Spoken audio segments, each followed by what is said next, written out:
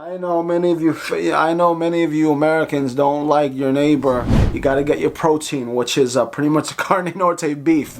I started around that budgeting, maybe a little bit less.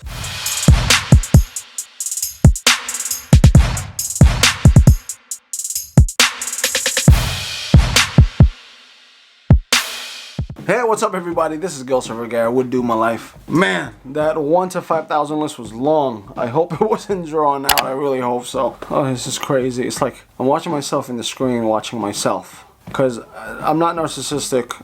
I guess most YouTubers have to be kind of narcissistic, but not to that degree because, you know, like, I'm only doing it for marketing. You see right here, Do My Life. You see myself playing the videos in the back.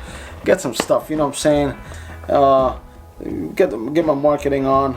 This is my list from 10,000 to 20,000. If you liked the 1,000 to 5,000 list, check that out. I'll put the link somewhere up here. I appreciate the like and the comment down below. It helps the channel greatly. You don't realize how much it helps this channel because I want this channel to grow so I can eventually, hopefully, God willing, do this more full-time, do this on the regular, so I have more time to even contact people for interviews. Even I got big hopes and dreams. I'm pretty ambitious. That's why I want to one day get into an office just to do these business type of things and, you know, just regular stuff, you know what I'm saying? Be a full-time YouTuber. That's the life I want, you know what I'm saying? Back to the task at hand. I want to discuss businesses that you can attempt, try, see if it's feasible in your life in the Philippines from 10,000. That's not 10.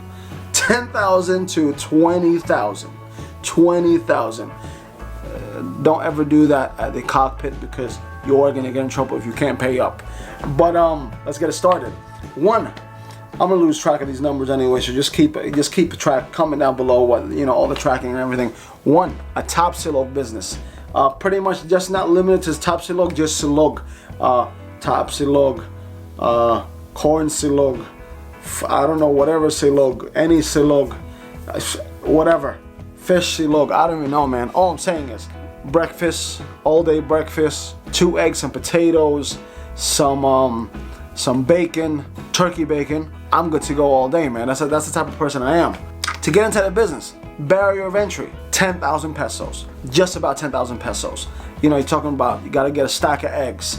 You gotta get your protein, which is pretty much a carne norte beef, unless you can make it yourself. If you can do it yourself, you probably cut costs as well as give originality to the product there. But 10 to 15,000 pesos is probably about the barrier of entry there. I make silog meals in the little canteens that I have, and pretty much I started around that budgeting, maybe a little bit less, but around that 10 to 15,000 peso range. Next, soap making. Quick history.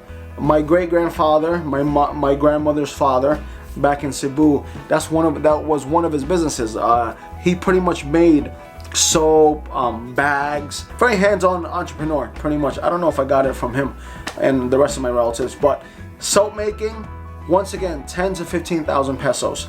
I don't know too much about it, but I know buying the products to make even organic soaps are not that expensive to be had and to basically make. I don't know about the molds and things like that. Maybe, man, I'm sure you can custom make those, make them into long bricks, cut them in half. Even you have to do it simple like that at first, but definitely 10 to 15,000 pesos. Soap making is something I might want to do in the future, but maybe you can do it before me. Let me know. Digital and offset printing. So basically similar to like poster making, things like that. Some people are even doing it with just basic printers. Especially, I just feel like the further you are out from the city, the more you can charge pretty much, because if you're offering services in those provinces, that they don't have to go to the city, it mitigates a lot of stuff. So for me, I think it's a very feasible business. The barrier of entry for that is about 10 to 20, maybe 10, minimum 10 to 15. But definitely the more money you put into it, the better products, services, and machinery you can purchase, the more you are going to be in front of your competition.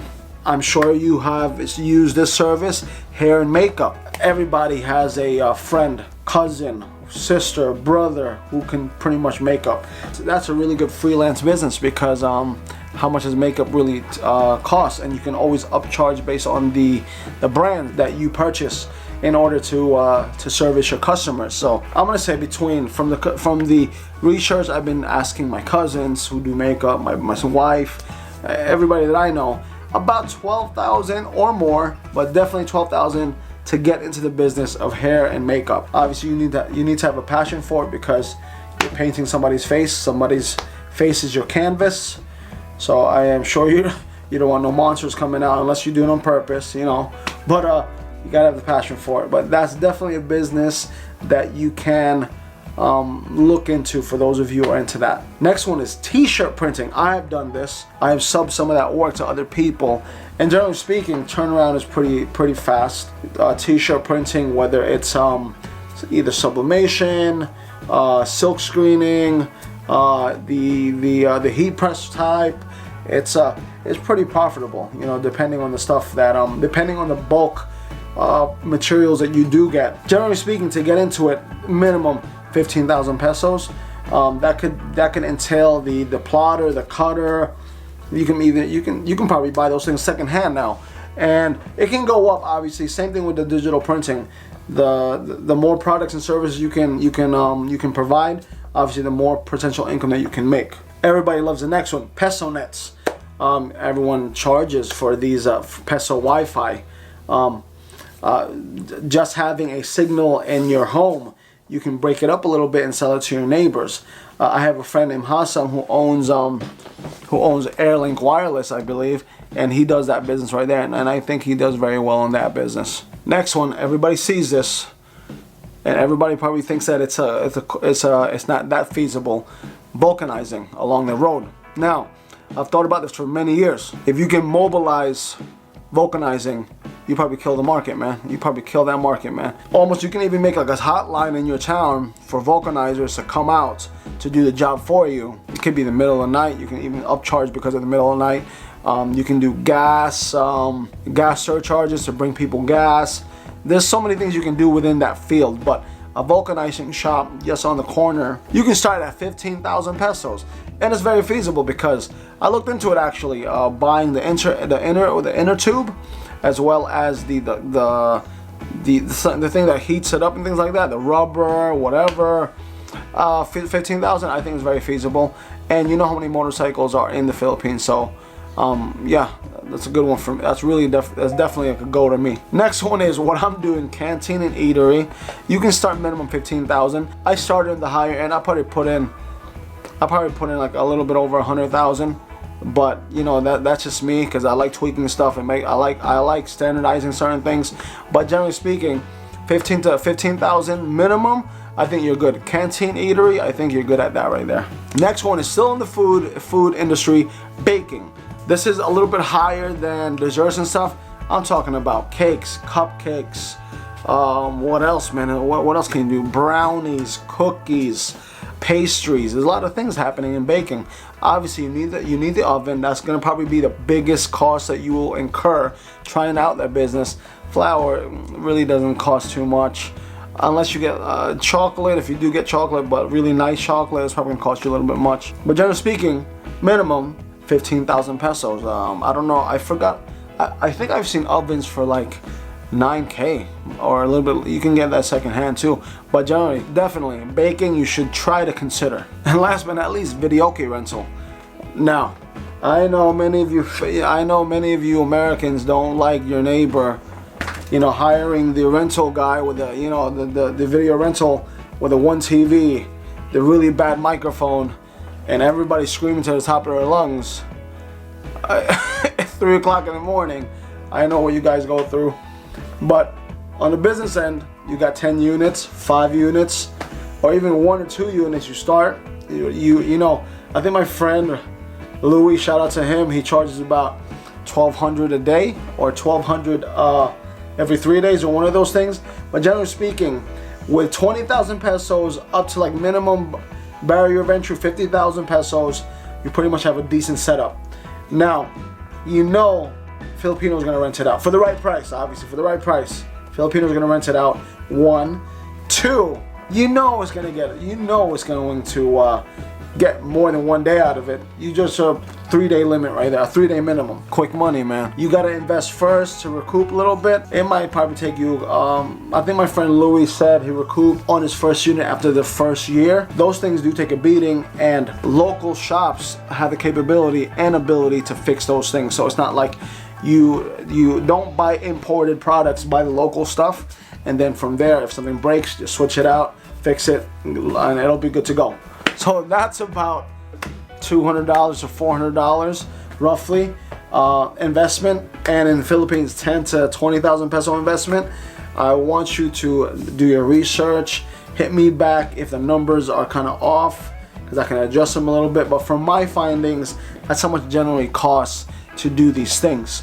I'm always thinking about going to these type of businesses because not to go after the quick money, but for the masses, you know what I'm saying? Like doing certain business that I know will attract the masses.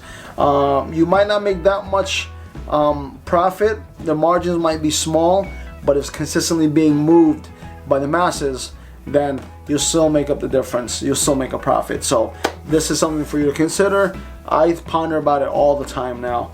I'm even thinking about doing a salon soon, but my brain's always going about where and how to make more opportunities with the money that I have. But yeah, that's my 10 to 20,000 range. I'm gonna check you in the next video next week for my I might do 30 to 50. Stay tuned for that. I might get as high as 500,000 and up, so keep an eye out for that. And then like the video, comment down below with your comments. That's it's kind of redundant. Obviously you're gonna comment. So what happens when you don't get that much sleep. Thank you so much for your time. Thank you so much for just watching the channel. Really appreciate it, greatly appreciate it. Once again, my name is Gilsar Vergara, and this is Do My Life. I'll see you soon. Bye. 2. I'm looking at the batteries about to. Oh boy. It's so odd watching myself because after I do these videos, I edit. It takes me about 3 or 4 hours to edit. So I don't even, after I upload them, I don't even watch them anymore because I don't want to keep seeing my face or hear my voice. So yeah, but come in. That's a short list of my 10 to 20,000 peso dollar. 10 to 20,000 peso dollar. So that's about